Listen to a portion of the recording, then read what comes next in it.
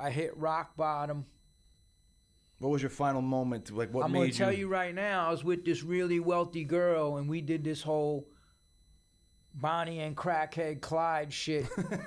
Like, her stepfather was so powerful in Hollywood. He did the whole Ronald Reagan inaugural ceremony in '84. He was in with like George Slaughter, all these big motherfuckers, and like she was loaded like a model and shit, and then like we just fucking went off the rails, dude.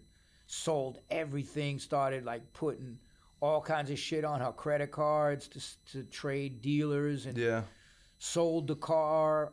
Like, we started when I flew out here to be with her, because she's like, get out of New York, because I robbed this Colombian and threw him out of my car at like 50 miles an hour.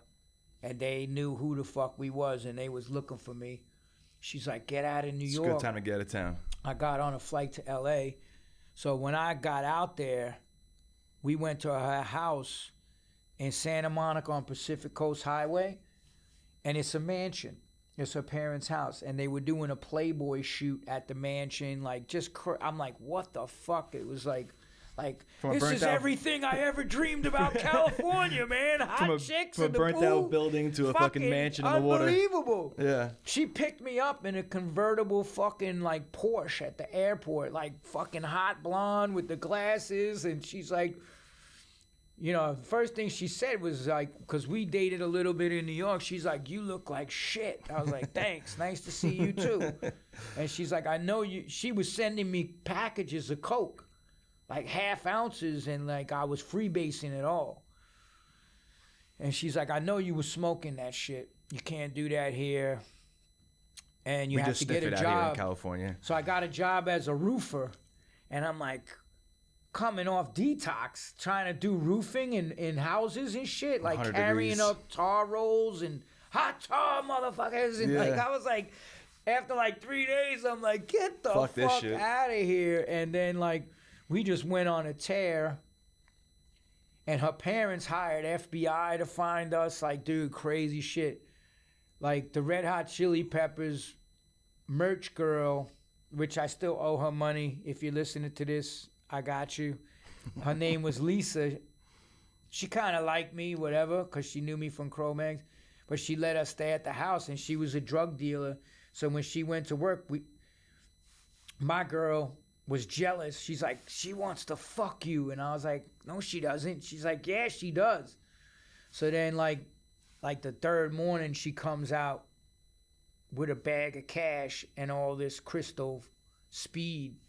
And I was like, yo, what the fuck are you doing? And she's like, we're taking this, let's go. And I was like, yo, I'm not rob. She's like, that's because you want to fuck her. And it's all right that I robbed my whole family for hundreds and thousands of dollars, which she did. Yeah. It was like 170 grand we spent. She's like, I'm taking this. You either come with me or you could stay here with your bitch. And I split. All right, let's go. And then like we went up to Frisco, and then like we had everybody in LA after us. We had the cops, and we had all these like tough motherfuckers that knew her after me too. So now you're up in Frisco on a bender. So Frisco, and we're trying to like figure out how the fuck we can get out of the whole shit. And then this is a scene right out of a movie. We go to this like not the last hour. This car dealership to sell her car back in LA to get out of LA. Yeah. And then like it was this like typical used car sales motherfucker, fat motherfucker, like. And then we go in there, and he's looking at us, and we're like strung the fuck out on pills, and like he's like, I just gotta, check the title and this and that. And then like he's like waiting in the lobby. I was like, something's up. And she was like, you always think you know what's up. Just fucking shut up. Like, we were arguing like that. Yeah, but when it was like, something's just off. Yo, my spider senses was tingly. I go to the back, and he's like, yes, Mrs. So-and-so, I got them here. I'm going to stall them. Like, and I'm already called the police, this and that. I go back. I'm like, yo, this motherfucker called the cops. So he was arguing to give us $5,000. We wanted like 8, whatever, 9, whatever it was. He comes out and he's like, oh, I called my business partner. We've decided to give you the $8,000 or $9,000. So just we're doing the paperwork. Wait here. And then he goes back and I'm like, yo, he called. He was on the fucking phone with your mother. She's like, bullshit. We're arguing. I go to the back. He's sitting in the desk and the title's right on the desk. I look at it. He looks at it. And he goes to grab it. Boom! I smashed him. Picked up the paperweight. Mashed him in the head. Grabbed the title. Ran out. Just as we ran out, her mother pulls up with fucking 3 cop cars. Fuck. And we got away we drove On up foot? into the hills in her car. In the Hollywood Hills. And we got away. And then we were like, we got to get rid of this car. So then she calls up her friend. This is how the whole shit ended on my drug run for 2 years. That owns a dealership in Palm Springs. She's like, I used to go to school with this guy. Now he's like really wealthy, fucking whatever. I was like, all right, let's go out there. I'm driving. I'm doing 100 miles an hour. And we get pulled over. I got no license. I got warrants. High, probably. The fucking state trooper comes up, older guy.